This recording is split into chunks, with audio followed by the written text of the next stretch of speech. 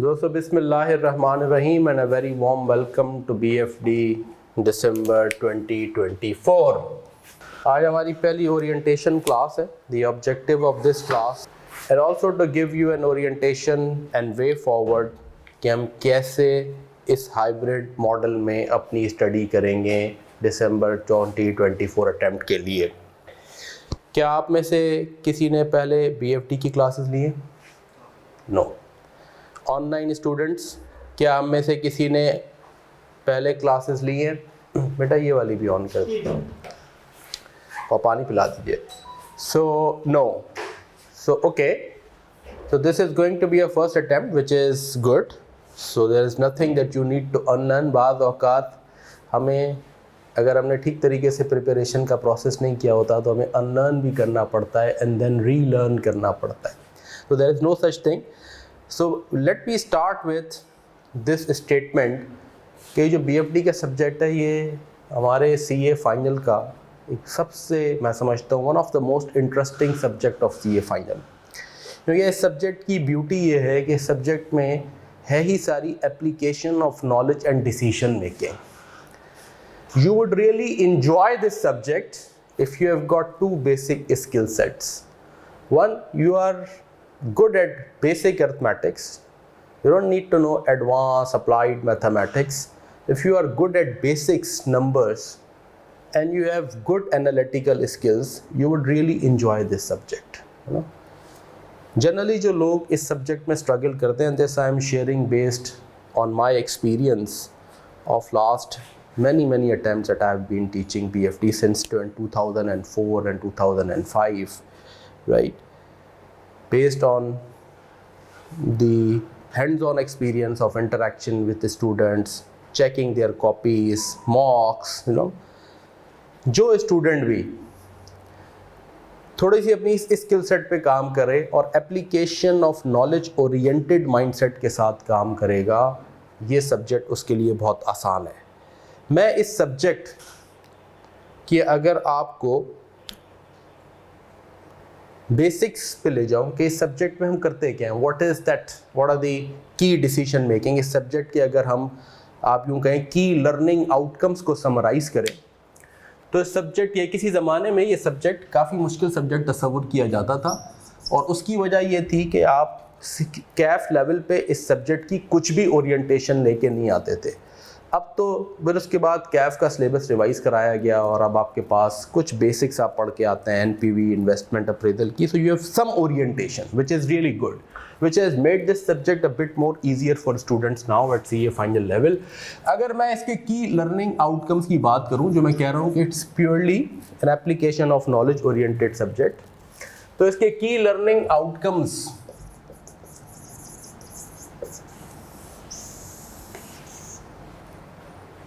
में जो पहला है, जब भी आजकल सिलेबस किसी भी क्लास का डिज़ाइन होता है ना, चाहे वो इवन ग्रेड 1 हो या प्रोफेशनल लेवल हो, तो उस सब्जेक्ट के लर्निंग आउटकम्स डिफाइन किए जाते हैं। If I were to define the key learning outcomes of this, कि अगर हम सर आप मुझसे पूछें सर ये सब्जेक्ट जब हम पढ़ लेंगे एग्ज़ाम पास करने के अलावा हम क्या करने के काबिल हो जाएंगे, तो मैं आपसे कहूँ कि आप काबिल हो जाएंगे इन्वेस्टमेंट डिसीशंस करने के।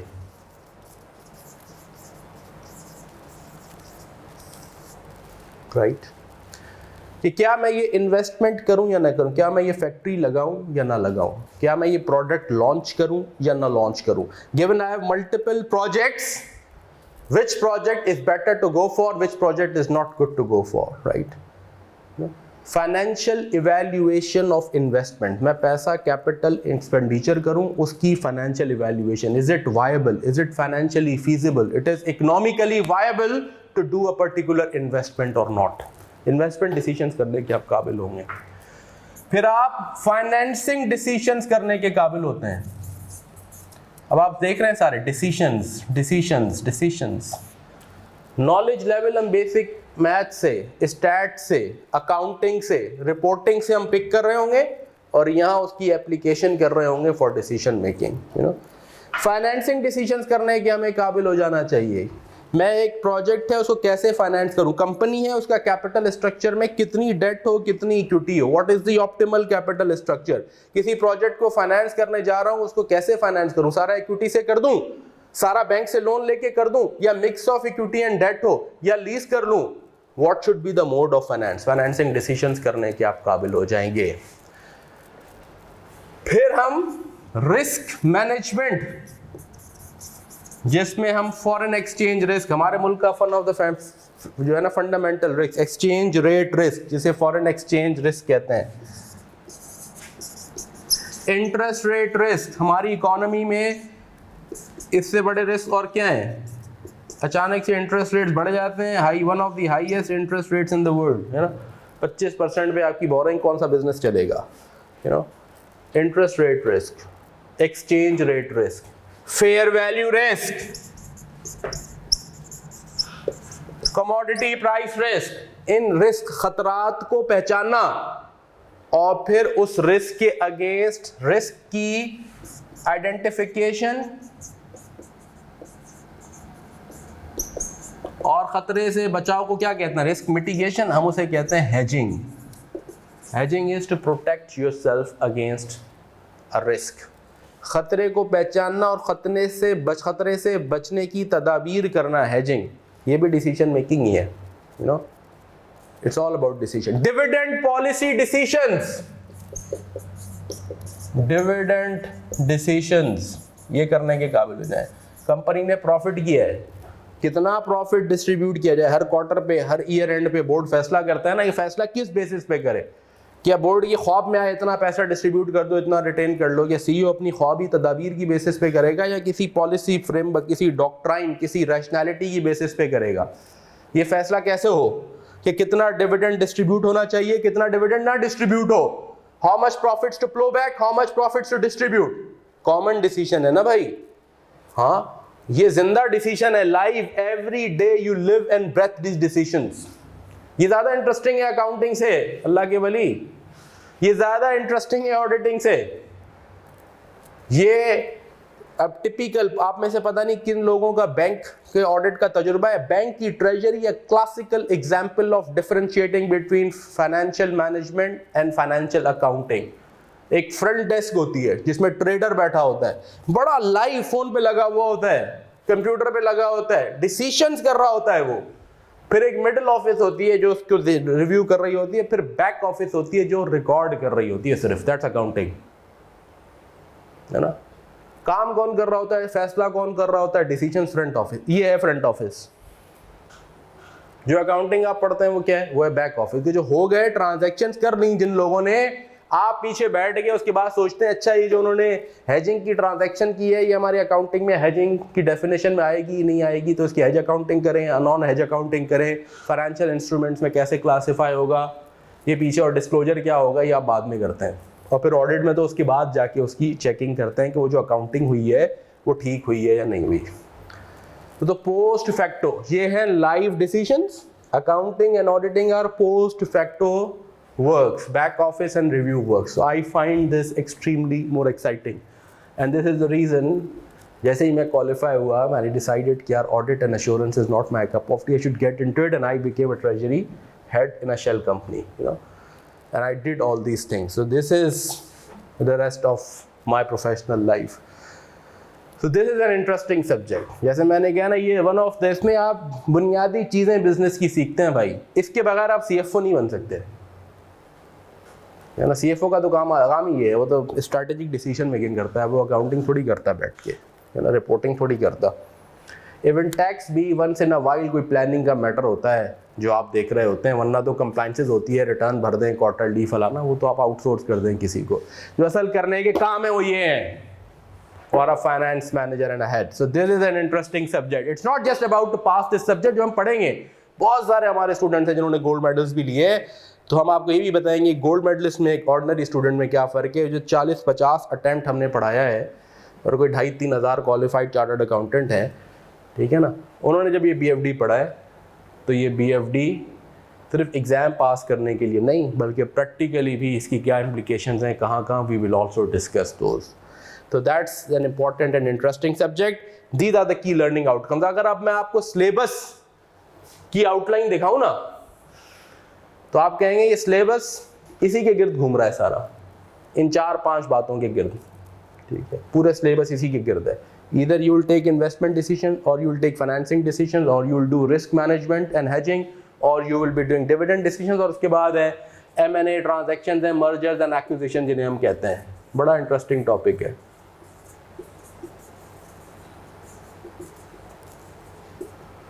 पूरे डिविजन होते हैं फर्म में, बाहर M&A डिवीजन होता है पूरा, यहाँ भी अब तो हो गए डील एडवाइजरी एंड ऑल, पर बाहर तो इतनी स्पेशलाइजेशन है, और हम इसकी डिफरेंट कोनोटेशन, इसकी लीगल साइड भी पढ़ेंगे।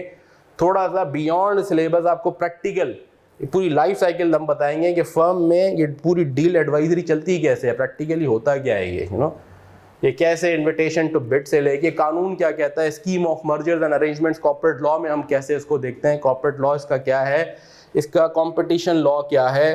तो just not just this but also some real practical touch, we will also discuss it. अब ये M&A में भी आप क्या कर रहे हैं, मर्जर्स एंड एक्विजिशंस में आप एक्चुअली एक investment decision and financing decision ले रहे हैं।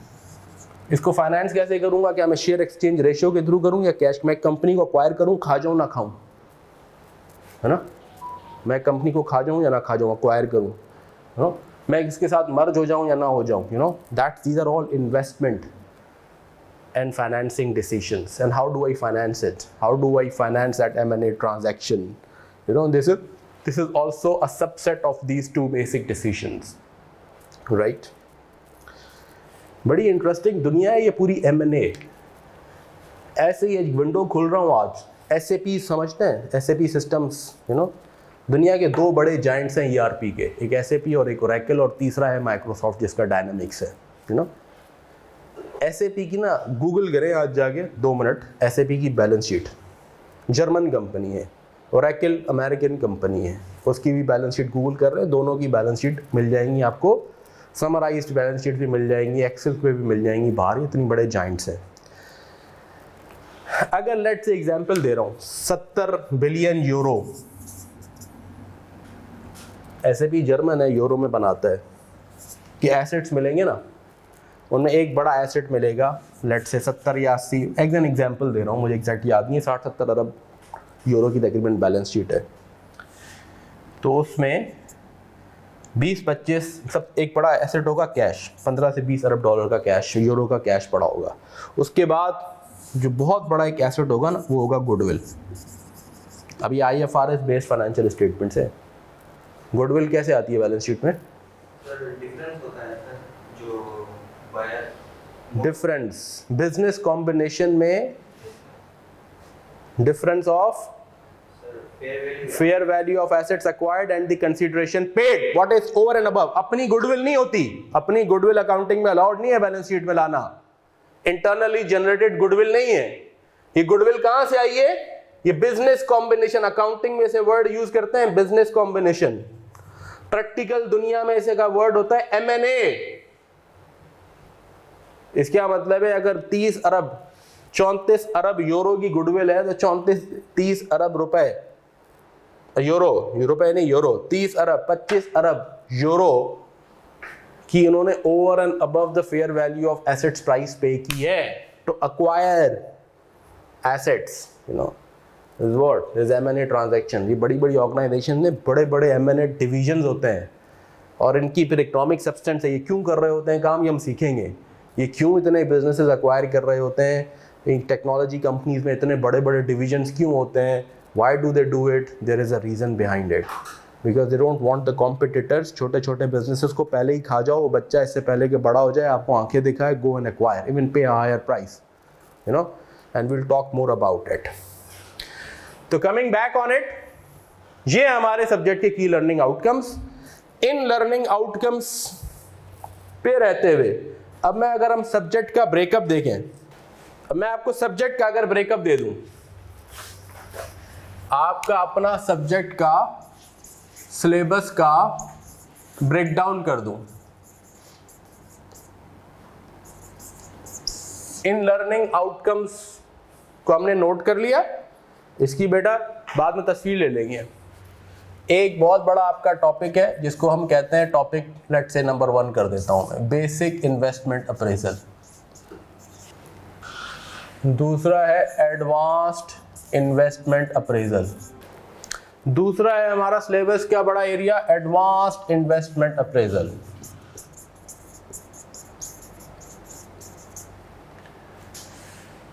तीसरा एरिया है शेयर वैल्यूएशन टेक्निक्स, और इसी के साथ है हम साथ ही पढ़ते हैं 3 और 4 को, which is mergers and acquisition, ये इसी के साथ है।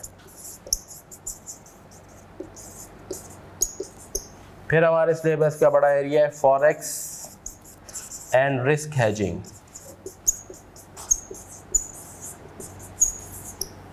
फिर है हमारे पास डिविडेंड पॉलिसी डिसीजंस।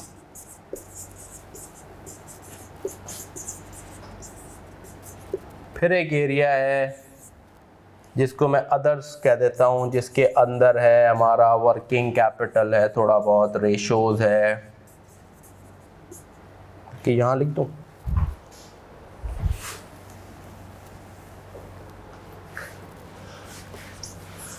अदर्स। इसके अंदर है वर्किंग कैपिटल, रेशोज,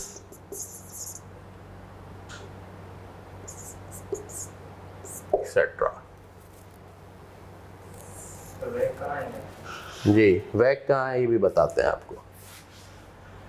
अब ये इन ब्रॉड कैटेगरीज में हम सिलेबस को ब्रेक करते हैं, ठीक है ना, and this is the most logical breakup of your syllabus. इस एरिया में this is how we will also cover basic investment appraisal में सारे basic and advance, basic investment and financing decisions, primarily investment and some financing decisions, ये पढ़ते हैं। Basic investment appraisal आपके subject के जो ये ब्रॉड कैटेगराइजेशन या ब्रॉड हेड्स हैं जिसके अंदर हम बहुत सारे टॉपिक पढ़ेंगे। इसके अंदर बेसिक इन्वेस्टमेंट की सारी डिसीजन मेकिंग हो गई। इसमें आप पढ़ेंगे NPV, IRR, MIRR, modified IRR, हाँ मॉडिफाई भी करेंगे इसे, कैपिटल राशनिंग, सेंसिटिविटी एनालिसिस,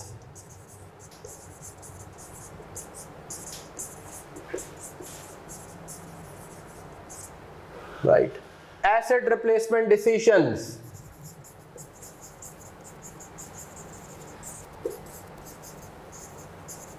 और फिर लीज और बोरो भी ऐसे इसी के अंदर आता है, लेकिन हम इसको पढ़ते बाद में हैं जब हम एडवांस इन्वेस्टमेंट पढ़ लेते हैं। ये सारे ये क्या है, ये बेसिक इन्वेस्टमेंट की बातें हैं। ये एनपीवी, आईआरआर कुछ बेसिक बातें आप पढ़ के भी आ रहे होते हैं, यू नो, यहाँ से हम स्टार्ट कर रहे होते हैं कि एक प्रोजेक्ट को कैसे अप्रेज करें, उसकी फाइनेंशियल वायबिलिटी कैसे निकालें, what are the techniques, tools of investment appraisal, you no,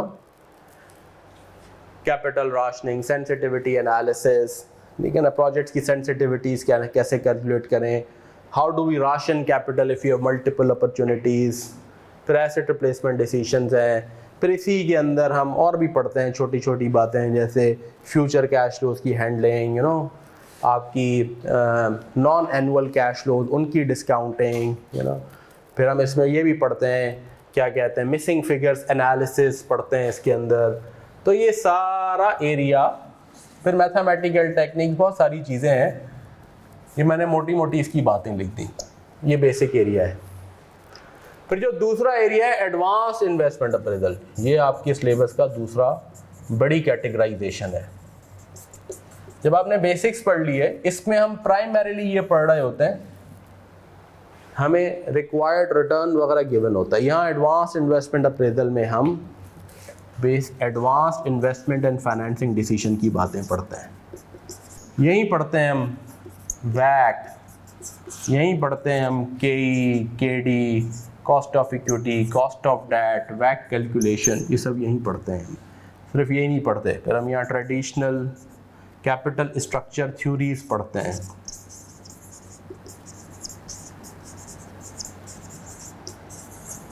You might have heard about traditional theory, MM theory, हाँ। फिर हम यहाँ रिस्क रिटर्न थ्योरीज पढ़ते हैं,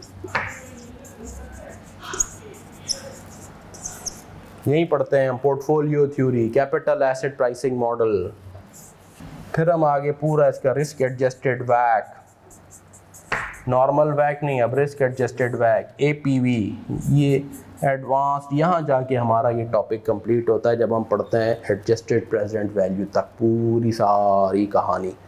हमारे सिलेबस का ये एक बहुत बड़ा एरिया, ये एक बहुत बड़ा एरिया, प्राइमरी टाइम हमें लगता है इन पे है। और इसके अंदर आप देखिए हम क्या पढ़ रहे हैं, investment financing decisions, investment decisions, financing decisions, है ना। लर्निंग आउटकम से लिंक करें, अल्टीमेटली क्या करने के काबिल बन रहे हैं, इन्वेस्टमेंट डिसीजन करने के काबिल बन रहे हैं, फाइनेंसिंग डिसीजंस करने के काबिल बन रहे हैं, यू नो। फिर उसके बाद हम लीज एंड बोरो को हम सेपरेटली पढ़ रहे होते हैं, अल्दो ये पार्ट है इसका, लेकिन अब पढ़ रहे हैं लीज और बोरो को हम सेपरेटली पढ़ते हैं बाद में as a topic, you know. फिर share valuation techniques, how do you value the equity of a company, जो बेसिक बहुत सारी नॉलेज जहाँ से एक्वायर की, यहाँ से एक्वायर की, यहाँ अप्लाई करते हैं। फिर M&A, मर्जर्स एंड एक्विजिशंस का टॉपिक पढ़ते हैं, यू नो। ये टॉपिक बहुत बड़ा है, या एग्जाम फोकस डिस्कशन करते हैं। ये भी बहुत इंपॉर्टेंट है कि हाँ ठीक है, हमने आपका एक बेसिक ओवरव्यू भी देना है, बट के सबल के साथ साथ, उसके साथ साथ ये भी इंश्योर करना है कि you stay exam focused as well, exam relevant सारी प्रिपरेशन कंप्लीट हो, डाइग्रेशन इतनी ना हो या इस तरीके से ना हो कि आपका एग्जाम फोकस हट जाए। This focus is extremely important, I will talk more about it जब हम अभी प्रिपरेशन पे आएंगे कि हमारी प्रिपरेशन के टूल्स क्या है, हम कैसे कवर करेंगे, LMS में क्या है, आपको क्या कैसे आप तैयारी करेंगे, what is more important is how do you stay focused as well while knowing. जो हमने बात की कुछ हम एरिया जनरल नॉलेज भी आपकी इनहांस करेंगे, but primary focus would be along with giving you a practical exposure is ensuring that you stay focused on exam preparation as well. So that's fundamental objective. Forex and risk hedging, ये फिर हमारा तीसरा बड़ा area मैं कहता हूँ। हमारे syllabus के 3 बड़े एरियाज में एक ये और एक ये। फॉरेक्स, इस पर सबसे ज़्यादा टाइम भी लगता है, और ये एग्जामिनेशन परस्पेक्टिव से भी एक क्वेश्चन ज़रूर आएगा, एक या दो, ठीक है, कभी एक कभी दो। ज़्यादा पूछ लिया तो इस पर ज़्यादा फोकस हो गया तो इधर एक क्वेश्चन आ गया, 2 क्वेश्चन यहाँ गए, एक क्वेश्चन ज़रूर यहाँ से आएगा। फिर एक क्वेश्चन कभी यहाँ से आ जाता है या छोटा पार्ट आ गया, कभी डिविडेंड पॉलिसी, ये भी ज़्यादा एग्जामिन होता है फ्रीक्वेंटली, एक आध क्वेश्चन मार्क्स ज़रूर आएगा इसमें से। लेकिन ये अलग है कि कभी बहुत ही छोटा पार्ट कर लिया, कभी एक पूरा क्वेश्चन दे दिया। तो टिपिकल एग्जाम जनरल इज एक ये, इन दोनों में से एक और 5 क्वेश्चन या 6 क्वेश्चन आपके ऐसे पूरे हो जाते हैं। 10-15 मार्क्स कभी उसने लीज और बोरो को अलोकेट कर दिए तो बेसिक इन्वेस्टमेंट का एक क्वेश्चन दे दिया, कभी तबीयत से ऐसे एग्जामिन करने आ गया तो फिर इसका एक छोटा सा पार्ट दे दिया, you know, that's how it works.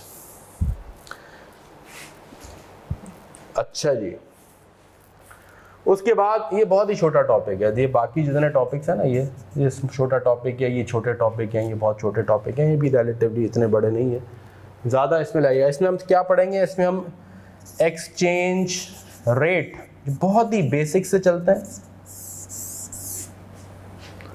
से लेके फॉरेक्स की कॉम्प्लेक्स हेजिंग तक सारी इसमें पढ़ेंगे। फिर इसी के अंदर चूंकि रिस्क हेजिंग है, ना सिर्फ हम एक्सचेंज रिस्क पढ़ते हैं, हम यहाँ इंटरेस्ट रेट रिस्क भी पढ़ते हैं, फेयर वैल्यू रिस्क भी पढ़ते हैं, शेयर्स प्राइस का रिस्क भी पढ़ेंगे, इंटरेस्ट रेट रिस्क भी पढ़ेंगे, सारी रिस्क हेजिंग फिर हम यहाँ पढ़ते हैं। That's important and another major area. Is everybody with me? बेटा इसकी स्क्रीनशॉट लें। तो इसके अंदर फिर हम, बल्कि 1 मिनट रुक जाइए, फॉरेक्स का रिस्क भी पढ़ेंगे, foreign exchange risk, interest rate risk, फिर आपका फेयर वैल्यू रिस्क, ये सारी रिस्क की हेजिंग हम यहाँ पढ़ते हैं, and they are all part of our syllabus.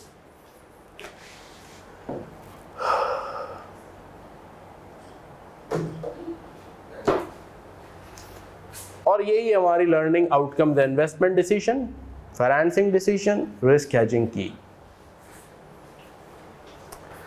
तो अब आइए, टिपिकली योर एग्जामिनेशन में अगर मैं एवरेज आउट करूं तो आप समझेंगे 25 to 35% ये है, 25 to 35% ये है, 10 से 20% ये है, 15 से 25% ये है और बाकी अदर्स में डाल दें आप। This is your typical examination marks breakup. अब आइए हाउ वुड वी स्टडी। हमारा स्टडी, फिर मैं आऊँगा कि इम्पोर्टेंट एलिमेंट्स क्या हैं, थोड़ी सी हम अर्थमेटिक स्किल्स, एनालिटिकल स्किल्स की भी बातें कर लेंगे। यू नो हमारा स्टडी पैटर्न क्या होगा।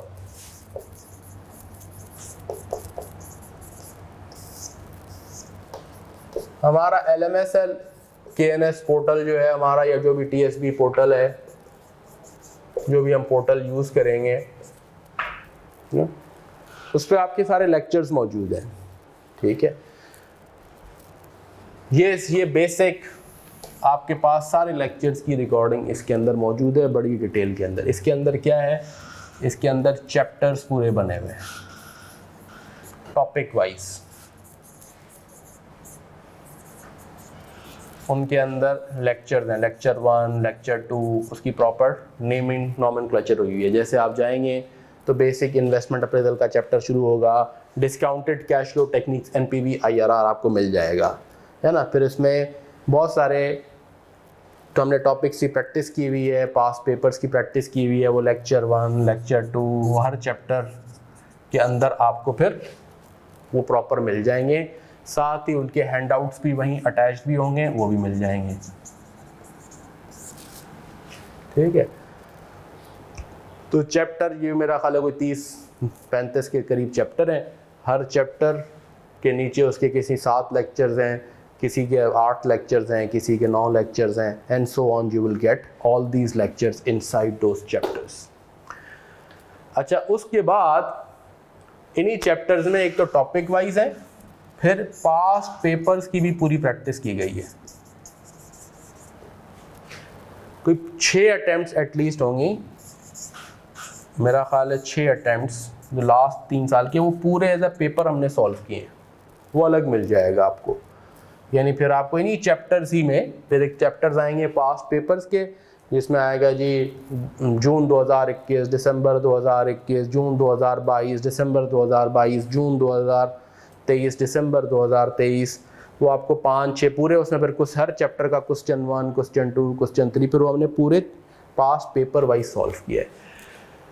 सो एक तो आपके पास जो आपकी स्टडी टूल में सबसे इम्पॉर्टेंट है LMS। उस LMS के साथ साथ मैं आपको रिकमेंड ये करूँगा, उसमें पेपर्स क्वेश्चन की प्रैक्टिस भी कराई गई है, सारे टॉपिक्स डिटेल में कवर हैं। जैसे पूरे क्लासरूम कोई 100-125 घंटे की जो क्लासरूम टीचिंग है वो सारी उसके अंदर कवर्ड है। फिर उसके बाद ये कोई 4 हमारी बुकलेट्स हैं। मेरी रिकमेंडेशन ये है कि आप ये ज़रूर बाय कर लें, क्योंकि जब वैसे तो हैंडआउट्स मौजूद भी होंगे वहाँ पे, लेकिन ये बड़ा हैंडी हो जाता है कि आपने यही क्वेश्चन पढ़ा और आपने सॉल्व कर लिया। ठीक है ना। सो ये जो इनकी कॉपी की कॉस्ट है ये आपसे पे ले लेते हैं। आप यहाँ पे ऊपर फ़ोटो कॉपियर मौजूद है, या एडमिन टीम से कहेंगे। ये ऐसी 4 किताबें, जैसे volume 1 is about basic investment appraisal, volume 2 में है पूरा एडवांस इन्वेस्टमेंट अप्रेजल, वॉल्यूम 3 में है फॉरेक्स और फिर lease borrow and other things, फिर वॉल्यूम 4 है। तो ऐसे 4 वॉल्यूम्स हैं और एक आखिर में रिवीजन किट है। रिवीजन किट में सारे फार्मूलाज हैं। वैसे तो भाई ICAP ने भी एक फार्मूला शीट एग्जाम में आपको देगा, तो जितने फार्मूलाज उसमें कवर्ड हैं वो तकरीबन हमारे उसमें भी हैं, एक सॉर्ट ऑफ रिवीजन समरी भी है। ठीक है, तो आपके पास ये LMS और उसके साथ आपके पास ये हैंड आउट बुकलेट्स आ गई। ठीक है ना, ये बुकलेट्स, अच्छा इन बुकलेट्स में प्रैक्टिस क्वेश्चन भी हैं, उनके सॉल्यूशंस भी मौजूद हैं, तो आपको उसमें भी थोड़ा फ़ायदा हो जाएगा कि इसमें थोड़ी सी और आपको प्रैक्टिस मिल जाएगी। बुकलेट्स 4 आपके पास ये बुकलेट्स हैं, प्लस एक आपके पास रिवीजन किट है। एक तो आप ये ले लें, ये आपका हो गया बेसिक स्टडी मटेरियल। ठीक है जी, थ्योरी भी की भी चीज़ें कवर्ड हैं हल्की हल्की। ठीक है, लेकिन प्राइमरीली जो थ्योरी यहाँ आती है ना वो लेक्चर्स में कवर्ड है। यहाँ जितने भी आपके क्वेश्चंस आते हैं इनमें कहीं ये नहीं आएगा right an essay on MM theory. ठीक है, यहाँ आएगा लिमिटेशंस ऑफ MM थ्योरी बता दें, कंपेयर कर लें फॉरवर्ड को फ्यूचर से, तो वो लेक्चर्स में हमने वो टॉपिक्स कवर किए हुए हैं। ठीक है, so if you go through the lectures, अब इस पे मैं आखिर में आऊँगा कि how do you then conduct yourself. What is important इस हाइब्रिड इन्वायरमेंट में बहुत इंपॉर्टेंट हो गया है your own focus and discipline. आपका फोकस और आपका discipline. I know it's really a challenge, it's not easy, it's much easier said than done. In person classes में ये फ़ायदा होता था, आप आ गए और यहीं क्लास में डिस्कशन हो गई, मोबाइल बंद है, अलाउड ही नहीं है, तो 3 घंटे आप फोकस बैठे हैं, आपने पढ़ा, वहीं डिस्कस किया, वहीं चीज़ समझी, प्रैक्टिस का भी वहीं टाइम मिल गया था। तो जो लेक्चर्स हैं, लेट्स से लेक्चर्स 80 घंटे होंगे तो क्लासरूम टाइम होता था 125 से 150 घंटा, क्योंकि उनमें हम आपको प्रैक्टिस का टाइम दे रहे हैं, भाई हमारे सामने करें, 20 मिनट दे दिए, अच्छा भाई बताएं अब हम सॉल्व करते हैं, तो आपको पता चल जाएगा आपने ठीक किया या गलत किया, यू नो। तो बहुत सारी प्रैक्टिस, बहुत सारी चीज़ें ही क्लास में हो जाती थी। और फिर होमवर्क दिया, अगले दिन आके उस होमवर्क पे डिस्कशन किया आपने। क्लासरूम में आने का ये फ़ायदा होता था। अब क्या है, अब क्लासरूम नहीं है, कहने को तो बहुत फ्लेक्सिबिलिटी मिल गई है, भाई मैं रात को 12 बजे भी लेक्चर देख लूँ, मैं सुबह 2 बजे भी उठ के देख लूँ, फजर के बाद भी देख लूँ। फिजिकल क्लासेस में मुश्किल होती थी, क्लास मिस हो गई तो दोस्त रजिस्टर लो, देखो समझो, लेक्चर मिस हो गया, अभी लेक्चर एक नहीं समझ में आया, दोबारा जाके देखा, तीसरी बार जाके देखा, भूल गए। ये फ्लेक्सिबिलिटी के बावजूद भी लोगों की प्रिपरेशन बेहतर नहीं हो रही। क्यों नहीं हो रही? क्योंकि ये इशू है, और ये एक ह्यूमन इशू है कि भाई यहाँ तो 3 घंटे, अब यहाँ डिस्ट्रैक्शंस इतनी हैं कि मैं लेक्चर देखने बैठता हूँ तो मेरा 15-20 मिनट के बाद फोकस आउट हो जाता है, फिर मैं कहता हूँ कुछ और करूँ, फिर मैं मोबाइल देखना शुरू हो जाऊँगा, यू नो। फिर लोग क्या करते हैं, 1.5 टाइम्स करके जल्दी जल्दी सुन लूँ ताकि जल्दी हो जाए। तो अब वो 1.5 टाइम में समझ में फिर आपको ना 0.75 आता है। जब आप 2 कर देते हैं तो आधी हो जाती है आपकी अंडरस्टैंडिंग। तो कहने को तो आप टाइम सेव कर रहे हैं, but effectively you are losing time, क्योंकि फिर आपको दोबारा से वो सुनना पड़ेगा, यू नो। तो इसमें ये फोकस डिसिप्लिन कर रहा है। या फिर आप होता क्या है, कंप्लेसेंसी आ जाती है। कंप्लेसेंसी है यार, लेक्चर पढ़े ना, बाद में देख लेंगे। क्लास में तो होता था ना भाई, क्लास मिस हो गई तो फिर कैसे करेंगे। तो अब लेट सेटिंग भी हो रही है, तो सीनियर से जल्दी काम फिनिश किया, सीनियर से सेटिंग की, आ गए क्लास में, यार क्लास के बाद दोबारा चले जाएंगे। तो लोग थोड़े डिसिप्लिन, ऑटो डिसिप्लिन हो जाता था इन पर्सन क्लासेस में। यहाँ ये बड़ा इशू है और यही सबसे चैलेंज है। और आपको बताऊँ, 90-100 लोग हमारी क्लास में जनरली लेट से अगर होते हैं ना अभी, तो ये ऑनलाइन वेबिनार होता है ना, अब मैं आपको बताऊंगा। इसके बाद तीसरी चीज़ होती है वेबिनार, कि भाई आप आएँ अपने क्वेश्चन आंसर करें, तो भी 10 लोग मुश्किल से आगे अटेंड करेंगे, और फिर ठक से पर्सनल मैसेज आ जाएंगे, सर इसकी रिकॉर्डिंग दे दें। और भाई इस वेबिनार की रिकॉर्डिंग का क्या करोगे? रिकॉर्डेड लेक्चर्स तो मौजूद है ना, इसमें तो आओ ना, जो तुम्हें क्वेश्चंस हैं वो तुम आगे क्वेश्चन करो ना, ताकि अभी पता चल जाए तुम्हें कि तुम्हारे क्या इश्यूज हैं। Don't carry unanswered questions to the last end, फिर तो वो प्रेशर कुकर बन जाता है एग्जाम लीव्स के अंदर आपको पास। तो हम वो भी नहीं आते, मॉक करते हैं ना, मॉक करें तो मॉक में कोई 4 या 5 लोग अटेम्प्ट करते हैं 100 में से, बस। भाई मॉक तो एक फैसिलिटी है ना, कि भाई आओ करो, और वो पेपर भी ऐसा बनाते हैं कि 1 लेवल, मैंने नहीं देखा आज तक जो हमारे मॉक को जिसने क्लास पास किया वो एग्जाम में फेल हुआ, क्योंकि मॉक 1 लेवल अब बनता है आईकेप से। और बिल्कुल ऐसे होता है, मैं मॉक नहीं बनाता, मैं एक्सटर्नल अपने टीचर से बनवाता हूँ, और उसकी चेकिंग भी स्ट्रिक्ट करवाता हूँ, ठीक है। जिसने भी मॉक हमारा क्लियर किया है, मुझे याद नहीं है कि उसने आईकेप का कोई पेपर फिर फेल किया हो। लेकिन मॉक उसके बाद भी लोग, ये तो फैसिलिटी मिल रही है ना, कि भाई मॉक है, आप आएँ, एग्जाम एनवायरनमेंट को सिमुलेट करें, आपकी पर्सनल कॉपी चेक होके मिलेगी, पर्सनल इश्यूज आपको पता चलेंगे, यू नो। लेकिन उसके बावजूद भी डिसिप्लिन एंड फोकस का मैं इशू बता रहा हूँ ना, ये एम्पेरिकल एविडेंस कि 5% से 10% लोग वेबिनार और मॉक आके अटैम्प्ट करते हैं। वो कहते हैं उसकी भी रिकॉर्डिंग दे दें, और फिर वो मॉक के पीछे पड़ जाएंगे, सर मॉक का सॉल्यूशन दे दें, पेपर दे दें। भाई मॉक का पेपर सॉल्यूशन देना इज़ नॉट द ऑब्जेक्टिव। वो तो प्रैक्टिस, इतना मटेरियल मौजूद है, वैसे ही प्रैक्टिस कर लें। मॉक तो ये है कि एग्जाम एनवायरनमेंट में आपके अपने आप को सिमुलेट करो। भाई इस mock is not a practice question, solution ले भी लो तो क्या फ़र्क है, तो फिर आपने ऑब्जेक्टिव डिफीट कर लिया। सो this is important, LMS booklet, ये 2 आपके पास टूल्स। फिर मैं आपसे कह रहा हूँ तीसरा आपके पास, हाउ डू वी कंडक्ट। आपको LMS की एक्सेस मिल जाएगी ग्रेजुअली। इसके लेक्चर्स इस वक्त 6 चैप्टर्स आपके अपलोडेड है, इनफ फॉर एटलीस्ट 3 वीक्स, ठीक है। फिर तीसरा हम करेंगे आपकी ये वेबिनार्स वीकली, जैसे आज कर रहे हैं। Objective of these webinars is not to teach, is not to cover the topics. फिर भी मैं कोई मुश्किल चीज़ होती है, कुछ होता है, भाई मैं टॉपिक एक्सप्लेन भी कर देता हूँ थोड़ा बहुत, कि अभी ये पढ़ लीजिएगा, अभी ये पढ़ लीजिएगा, नेक्स्ट लेक्चर्स में ये मिल जाएगा, थोड़ा ओवरव्यू दे देता हूँ। लेकिन इसका primary objective is Q&A session. This ताकि आपके क्वेश्चंस आप आके मुझसे पूछें और मैं उनको आंसर करूं। और मुझे 3-4 स्टूडेंट्स लास्ट अटैम्प्ट में बड़े पसंद आए, जो उन्होंने कहा सर वो फला, और पीछे मैं रिकमेंड करता हूं कि आप अभी आखिर में मैं आऊँगा कि 10 साल यानी 20 अटैम्प्ट्स करें। तो उससे भी पीछे चले गए सर, ये जून 2008 का एक लेट से एक क्वेश्चन था कि सर ये सॉल्व करा दें। अच्छा, हमारे पास तो चूँकि मैं 2004-05 से पढ़ा रहा हूँ तो सब सॉल्यूशन भी मौजूद था, सर पढ़ा दिया मैंने। मतलब आई रियली लाइक इट कि कुछ ऐसे स्टूडेंट्स भी थे लास्ट अटैम्प्ट में जो यहाँ तक गए, ठीक है, कि भाई इस क्वेश्चन 2009-2010 के पास पेपर से डिस्कशन करते थे कि सर ये भी बता दें, ये भी बता दें। तो ये है आपका असल ऑब्जेक्टिव। आप पढ़ रहे हैं, आपने अपनी सारी चीज़ें नोट की, आप मुझसे व्हाट्सएप पे पूछ लेंगे, मैं व्हाट्सएप पे भी बता दूंगा, लेकिन जिस तरीके से मैं यहाँ वेबिनार में एक्सप्लेन करूँगा व्हाट्सएप पे शायद एक्सप्लेन ही नहीं कर सकता मैं, ना आप उस तरीके से पूछ सकते हैं।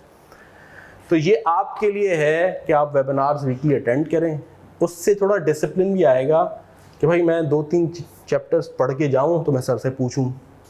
You are also be force to study, ठीक है। तो हम ऐसे ही, मैं आऊँगा यहाँ इन पर्सन, ठीक है, मैं आके आपसे कहूँगा आइए डिस्कस कीजिए, इन पर्सन आ जाइए, you are most welcome, online आ जाइए, you are most welcome, and I am here to solve your questions. तो ये हो गया। चौथा है आपका मॉक्स, ये मॉक्स भी होंगे आपके, 2 से 3 मॉक्स हम लेते हैं। जैसे बेसिक इन्वेस्टमेंट अप्रेजल कंप्लीट हो जाएगा, एक ले लेंगे, एडवांस्ड और M&A आप कर लेंगे तो एक ले लेंगे, और फिर एक आखिर में ले लेंगे। तो 2 से 3 मॉक्स जनरली हम ले रहे होते हैं, 2 to 3। रिकमेंडेड ये है कि आप में से हर आदमी इस मॉक को अटेम्प्ट करे। पेपर मिलेगा, अभी आप आउटसाइड कराची हैं तो हम आपको दे देते हैं और कहते हैं इस टाइम पीरियड में करके अपनी ईमानदारी के साथ, क्योंकि अपने साथ आप चीटिंग करेंगे तो अपना ही नुकसान करेंगे। ईमानदारी से करें, 3 घंटे बाद यहाँ व्हाट्सएप कर दें या ईमेल कर दें, स्कैन करके अपनी फ़ोटो लेके कॉपीज़ वो चेक करके हफ्ते 10 दिन 2 हफ्तों में आपको हम दे देंगे। ये चौथी चीज़ हो गई। 5वीं चीज़ जो भी हमने इस बार शुरू करेंगे, टीए हैं हमारे हाशिर साहब, वो आपको इंट्रोड्यूस हो जाएंगे, वो ग्रुप में है। बाद औक़ात ये होता है कि जी कोई चीज़ मुझे सर डिस्कस करनी है ऑन देयर एंड देयर, तो वो हाशिर हमारे जो टीए हैं, इज़ ऑल्सो रिसेंट अटेम्प्ट के हमारे स्टूडेंट भी थे बहुत अच्छे।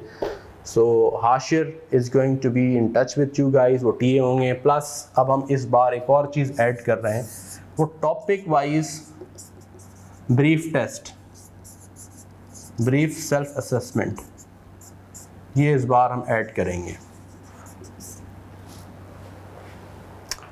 कि टॉपिक वाइज आपको ब्रीफ, जैसे ही टॉपिक पूरा किया आपको एक MCQ या शॉर्ट क्वेश्चंस के थ्रू आप अपने आप को सेल्फ असेस कर लें, यू नो, तो वहीं आपको थोड़ी सी एक फीलिंग आ जाए before you go into the mocks, you know. So ये एक चीज़ और ऐड हो जाएगी आपके उसमें।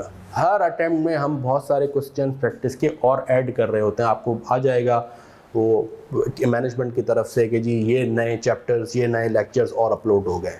जैसे लास्ट अटेम्प्ट में हमने कैपिटल राशनिंग, जो मल्टी पीरियड राशनिंग पे काफ़ी इनको किया, ऐसे ही फॉरेक्स में और लेक्चर्स को और इम्प्रोवाइज़, भाई इसकी रिकॉर्डिंग में सर थोड़ा सा मसला है तो इसको दोबारा रिकॉर्ड करा दीजिए, अच्छा जी दोबारा करा देंगे, इस टॉपिक की और प्रैक्टिस मटेरियल दे दें। तो वो आपके वेबिनार से भी जो लोग इनपुट देते हैं या वैसे भी, चूँकि अब हमारे पास टाइम बैंड होता है, क्लास लेक्चर्स वैसे ही रिकॉर्डेड है, तो हम कोशिश कर रहे होते हैं कि इसको और इम्प्रोवाइज़ करते जाएं, राइट।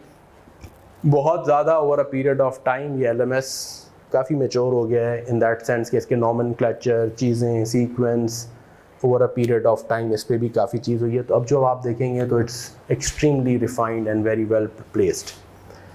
तो admin team has also done a great job. So these are your tool sets. This is your primary tool set. This is your Q&A window, and then this is your self-assessment, and also this is also your help desk, and this is your self-assessment window. This is how we will be covering it. अब आइए इसमें आपको क्या करना है, जैसे मैंने अभी कहा, अब आपसे क्या रिक्वायर्ड है। अब आपका स्टडी पैटर्न क्या होना चाहिए भाई,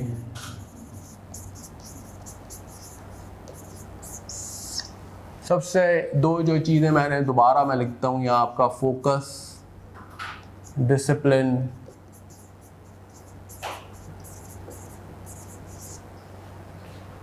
कंसिस्टेंसी, ये बहुत इंपॉर्टेंट। ये ताली दोनों हाथों से बजेगी। देखिए इस वक्त मेरा और आपकी गोल कॉन्ग्रुएंस है, आपकी सक्सेस ही मेरी सक्सेस है। मैंने तो दोबारा जाके पेपर में अटैम्प्ट नहीं करना, ठीक है ना। हमने तो जो अटैम्प्ट देनी थी, मेडल देना था, ले लिया। अब आपका मेडल ही हमारा मेडल है, ऐसा ही है भाई। तो इसमें ये ताली बजेगी दोनों हाथों से। अगर आपका फोकस और डिसिप्लिन नहीं होगा, मैं कुछ भी कर लूँ कुछ नहीं हो सकता, कोई भी टीचर कर ले, ठीक है। तो ये तो 2-3 इंपॉर्टेंट हो गई बातें। आपने डेली वीकली एटलीस्ट आपने, जैसे पहले होता था ना 2 से 3 क्लासें होती थी, 9 आवर्स आपने प्रॉपर इस सब्जेक्ट को दें। 9 आवर्स तो मिनिमम से लेके 12 आवर्स आप वीकली देंगे, तब जाके ओवर अ पीरियड मल्टीप्लाई करें ना। 4 महीनों में कितने वीक्स होते हैं? 16-17 वीक्स हो जाएंगे बहुत। तो 17 × 12 भाई 200 घंटे तो देंगे ना सब्जेक्ट को कम से कम। 17 से 18 वीक्स, फिर आपकी एग्जाम लीव है तो 200 प्लस आवर्स तो देंगे ना प्रिपरेशन के लिए।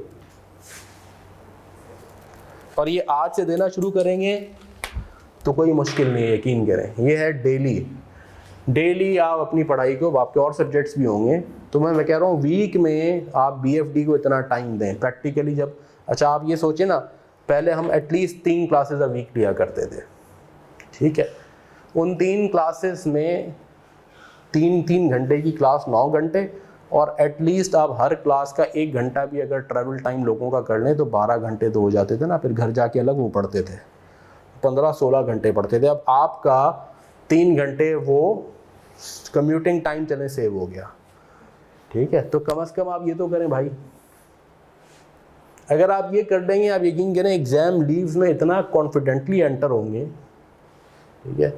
और ये कोई रॉकेट साइंस नहीं है, मैं ये बात कहता हूँ small things big impacts, back to basics, fundamentals, है ना। फंडामेंटल्स ही इंपॉर्टेंट है। सब्जेक्ट को पास करने के लिए कोई रॉकेट इंजीनियरिंग की ज़रूरत ही नहीं है। आपने डेली पढ़ना है और वीकली शेड्यूल बनाना है। आपके पास 1-2 और सब्जेक्ट्स भी होंगे, 3 सब्जेक्ट्स जनरली आप कवर करते हैं। आप 2 से 3 दिन दे दें। संडे का दिन होता है, संडे का दिन, वीकेंड जो आपके हैं उनमें आप 8 से 10 घंटे तो पढ़ेंगे ना भाई। तो आप कोशिश करें कि वीकली इतना शेड्यूल दें। लेक्चर्स देख के आएँ, वेबिनार्स मस्ट अटेंड। ये वीकली आपका स्टडी टाइम है। वेबिनार्स मैं कहता हूँ मस्ट है। भले आपके पास कोई क्वेश्चन नहीं है, come and see other students asking questions. कुछ तो थोड़ा सा लाइव इंटरेक्शन भी करें, कुछ हम अच्छी बातें भी कर लेंगे, ठीक है ना। अब क्लास लेक्चर होती थी तो हम 5-7 मिनट, आज की अच्छी बात, आपको लेक्चर तो मिलेंगी। जब जो लेक्चर लाइव ऐसे रिकॉर्डेड है क्लास में मैं बात कर रहा हूँ, you also get some life lessons as well, you know. इस वक्त 2 लाख रुपए का लीडरशिप प्रोग्राम कराता है क्या, जिसमें हम जैसे लोगों को सिर्फ इसलिए बुलाता है कि हम एक्चुअल अपने लाइफ लेसन्स आपके CFOs को और जो फाइनेंस हेड हैं, फाइनेंस डायरेक्टर्स को अपने लाइफ लेसन्स दें कि हमने CFOs या DMDs पोजीशंस पे या चीफ ऑपरेटिंग ऑफिसर पोजीशन पे या CEO पोजीशन पे जो काम किया, हम आपको एक्चुअल हमारी अपनी हार्ड लर्निंग्स आप तक पहुंचाएं, so that you don't make those mistakes, you know. तो ये भी तो एक बहुत बड़ा एहसास है ना, उसके लिए लोग हंड्रेड्स ऑफ थाउजेंड्स देते हैं, ठीक है। तो ये वो एक्सपीरियंस है जो आपको इंटरेक्शन से मिलता है। वेबिनार्स, Q&A मस्ट है। ये मॉक्स, self assessment, ask questions, whatever questions you have. No question is an absurd question. No question is a stupid question. Stupidity ये है कि मैं ये क्वेश्चन ना पूछूं और अनआंसर्ड क्वेश्चंस कैरी करके एग्जाम में ले जाऊं, बावजूद इसके कि मैंने इनरोल कराया हुआ एक सब्जेक्ट पे एक मेंटोर, एक ट्यूटर मौजूद है जो कह रहा है भाई मुझसे पूछो, और मैं अपनी झिझक में या मैं अपनी स्मार्टनेस में ना पूछूं। ये स्टूपिडिटी है। क्वेश्चन स्टूपिड नहीं होता कोई भी मेरे नज़दीक, भले आप बहुत ही बेसिक का क्वेश्चन पूछ लें मुझसे, ठीक है भाई। आपका तो काम ही है ना, मेरा तो फ़र्ज़ है मैं कि आपको आपके कंसर्न्स, आपकी क्यूरीज, कन्फ्यूजन्स दूर करूं, ठीक है भाई। ये है मिनिमम जो आपने करना है।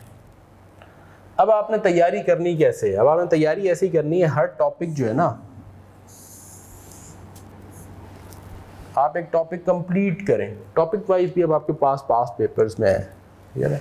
अब आपने एक टॉपिक या एक पूरा एरिया कवर किया, लेट सपोज करें हम टॉपिक की जगह कहते हैं पूरा एरिया कर लिया बेसिक इन्वेस्टमेंट अप्रेजल का।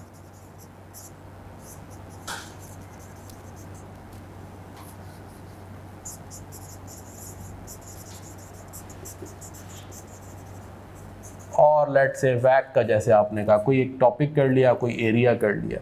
जब आप पास्ट पेपर्स का analysis, your best benchmark are your past papers actually, your best benchmarks are your past papers, your best benchmarks are your past papers. उनमें आपको 10 से 15% क्वेश्चन ऐसे मिलेंगे जो बहुत इजी की कैटेगरी में आएंगे। 10 से 15% आपको ऐसे मिलेंगे जो कि वेरी हार्ड कैटेगरी के क्वेश्चन हैं, और बाकी 80% ये आपकी मीडियम रेंज है। किसी भी टॉपिक या एरिया के 80% ना ये हमारा बेंचमार्क है ऑफ परफॉर्मेंस, ना इसको देख के हम बहुत ज़्यादा डिसअपॉइंट होंगे। अनलेस कि मेरा एक पेपर है तो मैं कहूँगा मैं ये भी 100% ठीक करूँ। लेकिन अगर आप 3 पेपर्स की प्रैक्टिस कर रहे हैं 80% पहले, यानी आपका फोकस ये होना चाहिए 80% क्वेश्चन अगर आपसे 80% ठीक हो गए, दैट मेक्स 64%। एक दो सिली मिस्टेक हो गई चलो ठीक है, लेकिन 80% of the past papers of that area you are able to cover 80%, that should be your benchmark to start with. होता क्या है, मुझे वैक का टॉपिक बड़ा पसंद है, अब मैं लगा हुआ हूँ वैक की प्रैक्टिस करने में, और बाकी एरिया जो मुश्किल है उसको मैं पार कर रहा हूँ, बाद में करूँगा। झिझक हो रही है, झंझुलाहट हो रही है कि समझ नहीं आता ये टॉपिक, तो यार इसको बाद में करेंगे। Now that's a trap, that's a real mistake that you make. Her topic को पहले, हर टॉपिक यहाँ तक आ जाए, फिर आप इसको और नेक्स्ट लेवल पे ले जाएं, फिर आप कहें मैं सारे मुश्किल क्वेश्चन भी मुझसे ज़बरदस्त होने चाहिए, और this is your general benchmark. लोग क्या कहते हैं, मुझे आके कहते हैं बच्चे जो मिस्टेक्स होती हैं उनसे कि जी सर वो मैंने ना 500 क्वेश्चन, मुझे एक सीनियर ने कहा था चार्ट फॉक्स बेंच के, ठीक है, वो एक किताब है चार्ट फॉक्स बेंच की, या मेरे जो है वो ICAW की एक फाइनेंशियल मैनेजमेंट की किताब है, या XYZ सीमा की किताब है, और 500 क्वेश्चन की प्रैक्टिस करनी थी, तो मैं बस ये क्वेश्चंस करे जा रहा हूँ। और भाई क्वेश्चन पास पेपर्स किया नहीं सर, पहले तो टॉपिक वाइज पास पेपर्स करो ना। तुम्हारा बेंचमार्क, तुम सीमा का पेपर थोड़ी देने जा रहे, तुम ICAW का पेपर थोड़ी देने जा रहे, तुम तो ICAP का पेपर देने जा रहे हो। भाई ICAP में कुछ एरियाज इस तरीके से एग्जामिनेड है, ICAW में नहीं होते हुए, मैंने के क्वेश्चन आपको मिलेंगे ही नहीं। वो पोर्टफोलियो और CAPM के क्वेश्चन आपको ICAP के एग्जाम में मिलेंगे, वो यहाँ मिलेंगे ही नहीं आपको, ठीक है। तो आपका बेंचमार्क इसकी बजाय ये हो, ठीक है। 500 का नंबर पूरा ना करें, एक तो पहली बात इस तरीके से पढ़े, यानी बेंचमार्क ही हो। ये मैं आपको लुब्बे-लुबाब बता रहा हूँ कि जो है, जो कि the best way to study, which is I mean you are professional students, you understand for yourself, but this is how you should be studying, this is my strong recommendation based on the years of experience that I have. दूसरा मैं आपको ये tip देता हूँ कि देखिए, don't go for quantity, go for quality of practice. हम गलती क्या करते हैं, हम ये करते हैं कि हमने एक कागज़ उठाया, हम प्रिंसिपल, अच्छा इसमें सिर्फ स्टूडेंट्स का कसूर नहीं है, इसमें हमारे कुछ टीचर्स भी का कसूर है। मैं उनकी भी मेंटरिंग करता हूँ, बहुत सारे आपके टीचर्स भी हमारे स्टूडेंट्स हैं, मैं उनको भी ये बात कहता हूँ, ये भी अब वो चेंज भी कर रहे हैं अपना पैटर्न, कि ये स्टूडेंट के साथ फैसिलिटेशन नहीं है कि आप उनको ना ये डिफरेंट तरह के क्वेश्चन है मैं ये रटा दूँ उनको। 200 साल भी अगर नेक्स्ट फाइनेंशियल मैनेजमेंट के पेपर बने ना, आज भी इतना मटेरियल अवेलेबल है, एग्जामिनर अगर डिफरेंट बुक से वो यूज़ करे ना, तो अगले 200 साल तक भी उसे कोई क्वेश्चन रिपीट करने की ज़रूरत नहीं है, ठीक है। तो ये आप कितने उसको रटवाएंगे, आप प्रिंसिपल्स और फंडामेंटल्स और कॉन्सेप्ट्स क्लियर करें, और उन कॉन्सेप्ट्स के गिर्द कुछ क्वालिटी प्रैक्टिस कराएं, और ये सलाहियत उनके अंदर डेवलप करें कि एग्जाम में नई चीज़ देख के वो घबरा ना जाएं, वो नए सिनेरियोज को प्रिंसिपल्स अप्लाई करने के आदी हो जाएं। ये सलाहियत हो उनके अंदर, आप एप्लीकेशन ऑफ नॉलेज की सलाहियत दें, रादर देन कि वो जो मैट्रिक स्टाइल के में जो हमारे वो होते थे क्वेश्चन, उनको भी हम रटवा दें, ठीक है ना। This is not the way to prepare professionals for professional examinations. CAF level तक तो चलें, फिर भी आपका चल जाता है, लोग बाद वक़्त थोड़ा सा क्वेश्चन कोई नया आ जाए, लोग घबरा जाते हैं। अरे भाई फाइनेंशियल मैनेजमेंट तो मैं 20 साल से पढ़ा रहा हूँ, हार्डली चेंज आती है, कोई नया टॉपिक होता है। The fundamental principles remains the same. ये कोई IAS नया कोई नहीं आ गया अचानक से। इन्वेस्टमेंट अप्रेजल वही है, फाइनेंशियल मैनेजमेंट वही है, वही थ्योरीज हैं जो आज अप्लाई हो रही हैं, ठीक है। वो क्वेश्चन का पैटर्न उसने थोड़ा चेंज कर दिया और लोग परेशान होकर घबरा के आ जाते हैं कि सर ये क्या आ गया। तो हमने प्रैक्टिस फिर करनी ऐसे है, जैसे मैं आपसे कह रहा हूँ, आप 500 के या 400 का नंबर पे ना जाएं, आप क्वेश्चंस करें। लेट से आपने वैक के क्वेश्चन किए, ठीक है भाई, आपने लेक्चर्स देखे,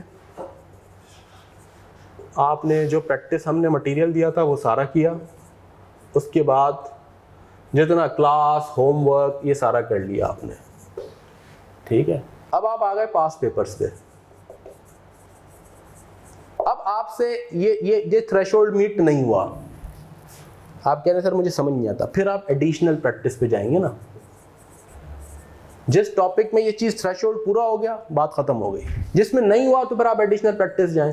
फिर एडिशनल प्रैक्टिस के बहुत सारे आपके पास हैं, जैसे मैंने कहा कि सीमा की भी क्वेश्चन है, ACCA के भी आपके पास हैं, F9, P4, ठीक है। आपको ICIW की फाइनेंशियल मैनेजमेंट की किताब है, आपके पास टेक्समेंट्स इंडियन ऑथर्स की किताबें हैं, वो सारे मटेरियल हैं। तकरीबन इन सारी किताबों से मटेरियल के प्रैक्टिस के क्वेश्चन हमने वैसे ही यहाँ डाले हुए हैं जो क्वालिटी क्वेश्चन है, लेकिन फिर भी आपके पास ये सारा मटेरियल है।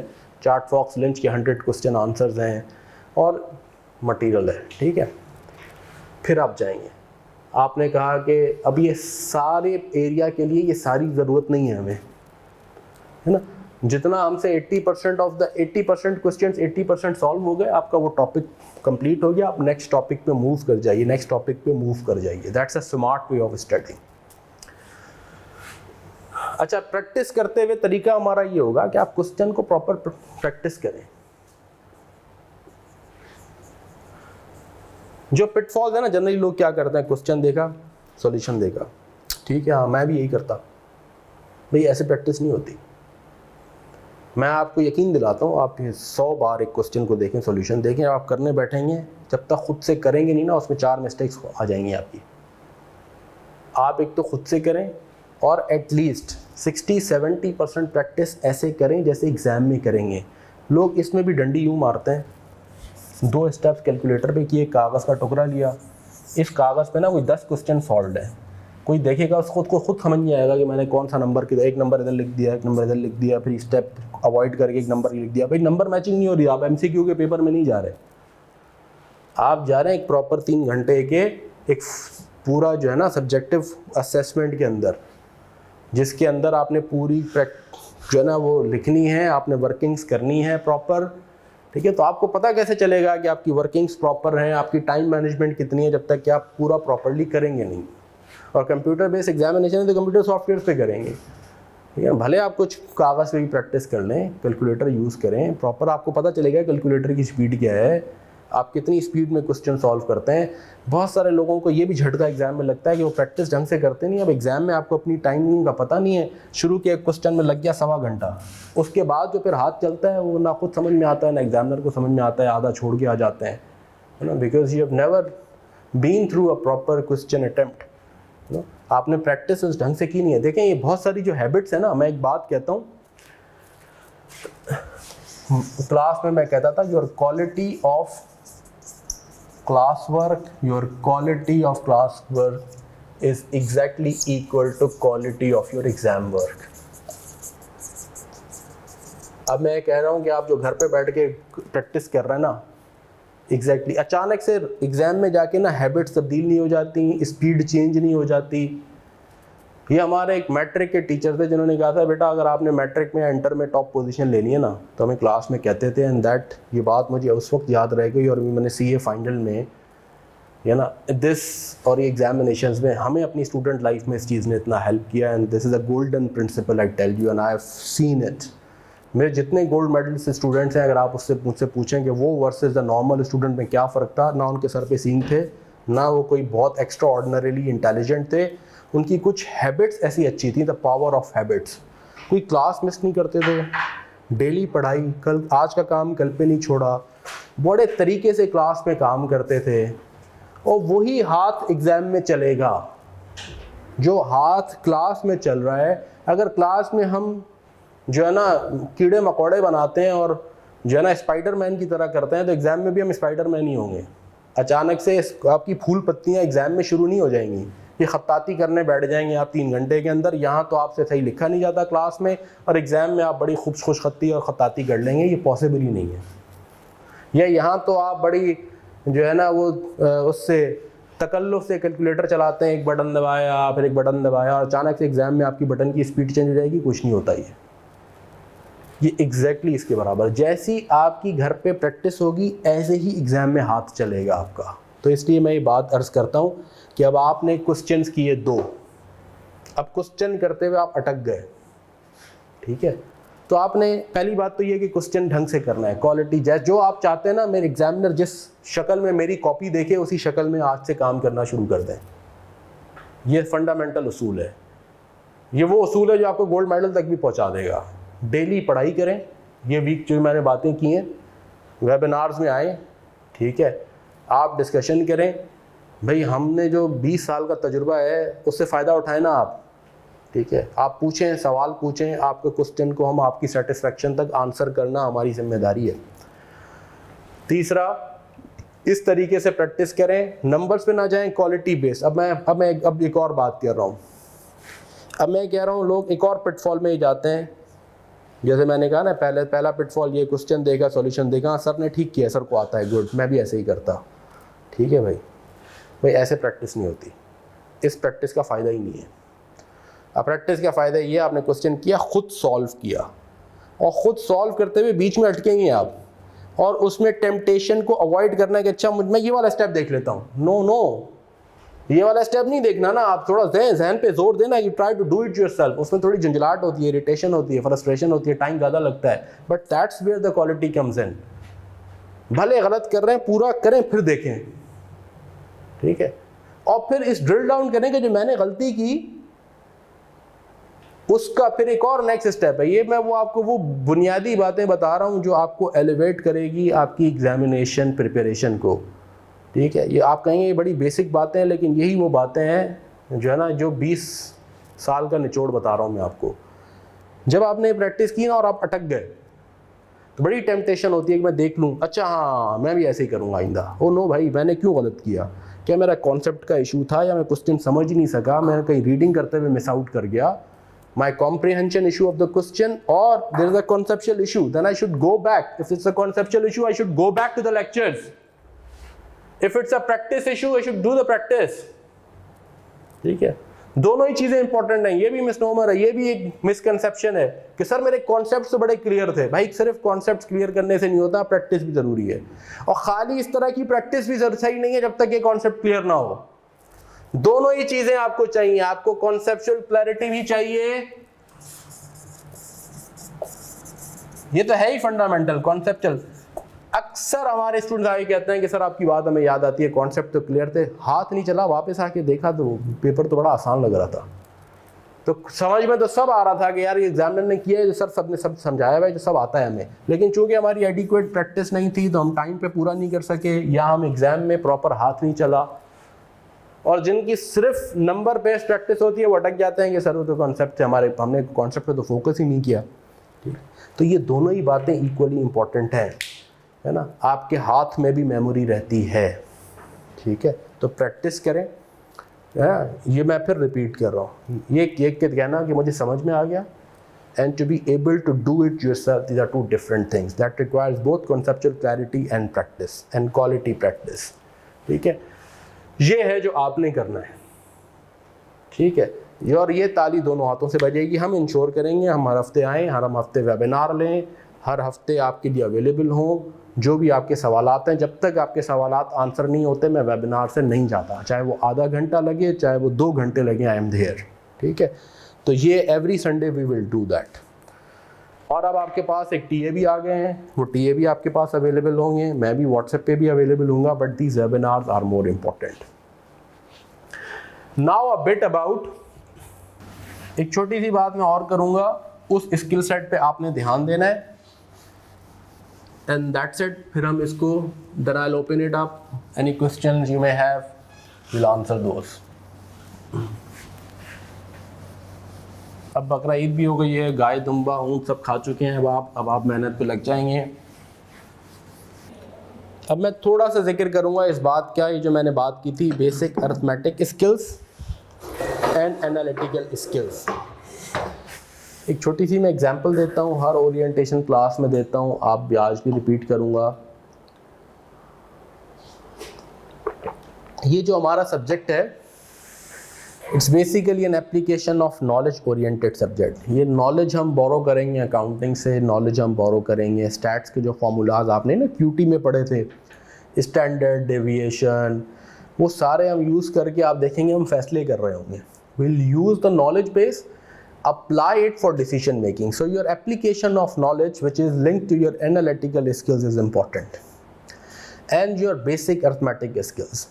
यहाँ कुछ बच्चे बहुत बेसिक मार्क्स लूज कर जाते हैं because of doing some very very basic arithmetic mistakes, और इस तरह की मिस्टेक्स फाइनल लेवल पे बड़ी हैवीली पिनलाइज होती हैं, ठीक है ना। क्योंकि ये ऐसे ही है जैसे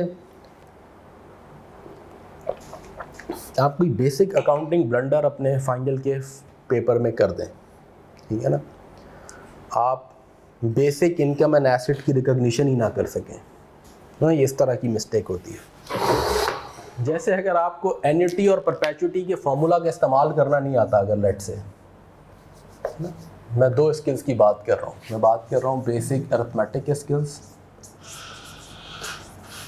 कोई बहुत रॉकेट साइंस मैथमेटिक्स नहीं चाहिए हमें, हम कोई इंटीग्रेशन की और इसकी बातें नहीं कर रहे हैं।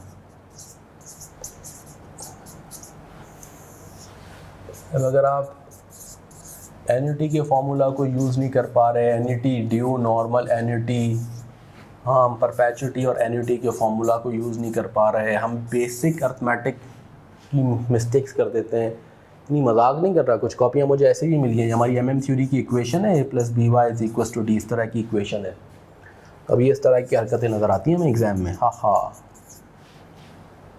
ठीक है। मतलब अब आप इसका क्या करेंगे आप, ये तो आपको फाइनल पे टीचर नहीं पढ़ाता, ठीक है। तो अगर आपकी बेसिक अरिथमेटिक के इश्यूज़ हैं तो आपको यानी वो ठीक होने चाहिए आपके, और हम कोशिश ये करते हैं कि हम यहाँ से चलें। मैं आपको बेसिक एन्युटी फार्मूलाज के फंडामेंटल्स भी मैंने अपने बेसिक इन्वेस्टमेंट अप्रेजल में इस पे पूरी क्लास ली हुई है कि इस फार्मूले की यूटिलिटी क्या है, ये फार्मूला क्या करता है, इसके फंडामेंटल्स कॉन्सेप्ट्स क्या हैं, ये सारी बातें की हुई हैं आपकी आसानी के लिए। तो शायद आपको ऐसा लगेगा कि कुछ लेक्चर्स में those who are good at maths it's okay fine, but those who are not we have tried to cover those basics for them, ठीक है। बिल्कुल ऐसे ही अगर आप देखेंगे फॉरेक्स में बेसिक एक्सचेंज रेट पे मैंने बहुत डिस्कशन किया। अगर आपको डायरेक्ट इनडायरेक्ट को एक्सचेंज रेट आइडेंटिफाई करना नहीं आता है कि what is the right rate, आप हेजिंग में तो हर जगह जाके फंस जाएंगे। फिर दूसरा एनालिटिकल स्किल्स। आपकी